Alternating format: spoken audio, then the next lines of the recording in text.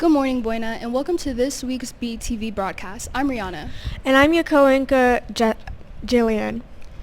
To begin with our broadcast, last week BTV made a report about a school merging in SVUSD. During this news package, we misled what was really happening and contradicted the superintendent, Terry Romo. To clarify, the school district is working to make sure that families and friend groups stay together, as the whole school is planning to move to the other school. Thanks to everyone involved in making sure that students' well-being is prioritized. We apologize for this mistake in our last podcast. Anyways, this week is photo retakes, which are November 12th. This is the last chance you can get, so make sure you don't miss out. Speaking of Yearbook, have you wondered what Yearbook even does for most of the year? Our reporters Jessa and Rihanna have the answers. And then boys football. Buena High School's yearbook class has been working throughout the school year to create the 2025 through 2026 yearbook. The team of students is responsible for photographing events, designing layouts, writing stories, and capturing memories from all corners of Buena life. My role is yearbook president. My favorite thing about yearbook is just seeing the student life from a different perspective and just being more involved. And it's just a fun class too, it's very hands-on and active. The yearbook is more than just a book. It's a time capsule that preserves the unique experiences, achievements, and spirit of Buena High community. By participating in the yearbook class, students develop valuable skills in journalism, photography, teamwork, and design. The finished product becomes a cherished keepsake for students, staff, and families, helping everyone remember the special years. My role in yearbook is I'm a photographer, so we don't go to just athletic events, but we go to homecoming and the spirit week and all of the lunches we do too. As the yearbook class wraps up this year's edition, they are focused on finalizing the design and ensuring every part of Buena High School is represented.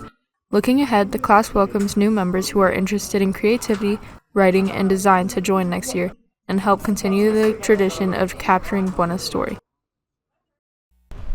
I couldn't handle all the stress if I was in yearbook. Me either. I wish a lot of classes weren't as stressful. Like you wish people would just follow the classroom commitments. Well, it's mostly the teachers, but yeah, I do wish that.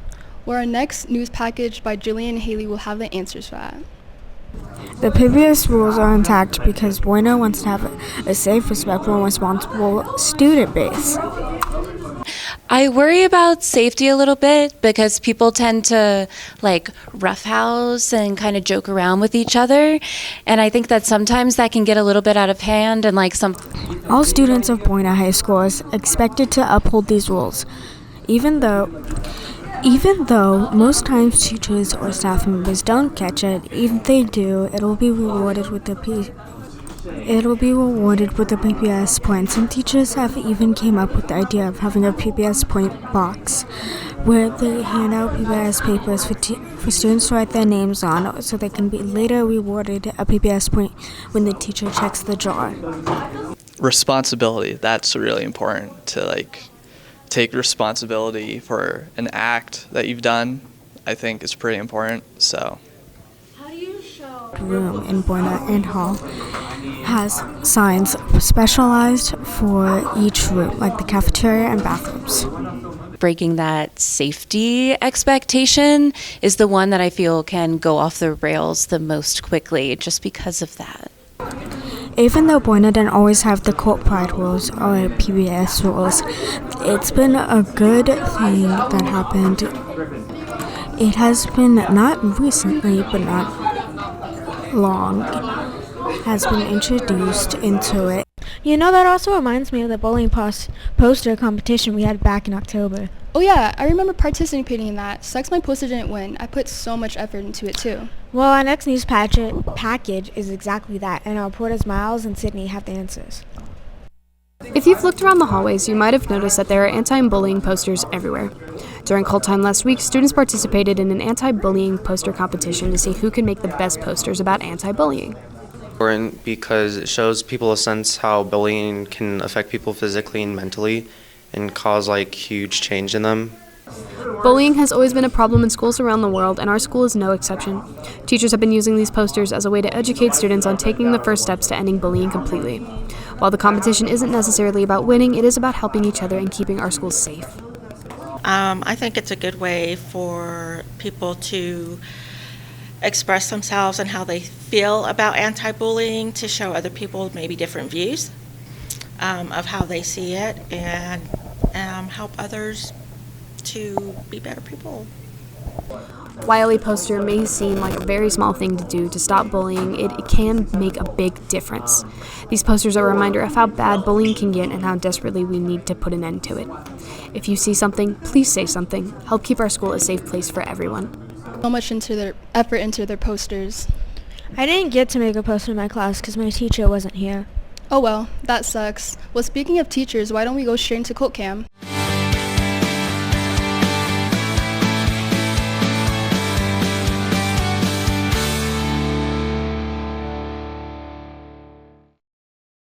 Hi, my name's Julian Eisman. What's your name? My name is Robert Carvalho. Okay, what was your previous job? My previous job, I was with Dunkin' Donuts and Walmart. But before that, I was a correction officer for the Arizona State Prison for 4.5 years before going to the Sheriff's Department to serve with them for 3.5 years. How is the environment different from your previous job? Less hectic. I'd rather be surrounded by a bunch of kids because I have kids myself. How did it affect your mental health? Truth be told, it really didn't affect my mental health because I had the love and support of my family and my friends. So anything I ever did with my life, they were always there to support me and keep me grounded. What do you like and dislike here? There's nothing I dislike over here because I love what I do. And when you love what you do, you have a passion for it. So therefore, you can't find anything that you dislike. Okay, any hobbies outside of school? Outside of this place, I like to play pool, darts, and I love playing cornhole with my kids. And every so often, we do karaoke. Okay, thank you.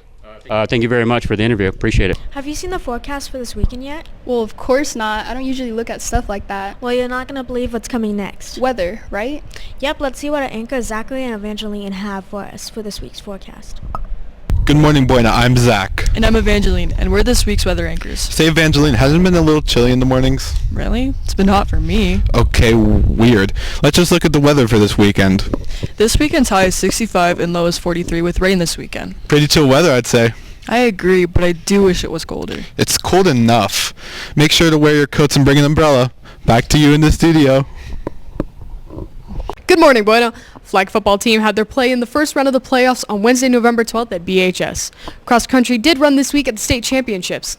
The boys team finished second in the region with notable finishes from Damian 2nd, Caleb 5th, and Darian 11th. Congratulations to Kaylee for qualifying from the girls team to compete at state. Swim had their state meet this past weekend, and we had several swimmers advance to the finals. And lastly, congratulations to our girls volleyball team for their Southern Region honors for several players. Thanks for the update on our sports. We are now going to take a look at one of our most popular CTE programs, Automotive. Students in the auto classroom are gaining practical experience in the automotive field. One thing that I love about this class is definitely soldering. I love putting all the metal and stuff together and like connecting all the wires. It's definitely one of my favorite parts. The class not only teaches students about cars, but also how to think like technicians and solve any problem they encounter. We learn about the automotive systems, how they work. We actually apply hands-on, and whatever else we want to do that has to do with automotive. Auto class gives students the confidence to take charge, solve problems, and prepare for life after graduation. That's it for our show. We hope you enjoyed this broadcast of BTV. See you next week, Buena.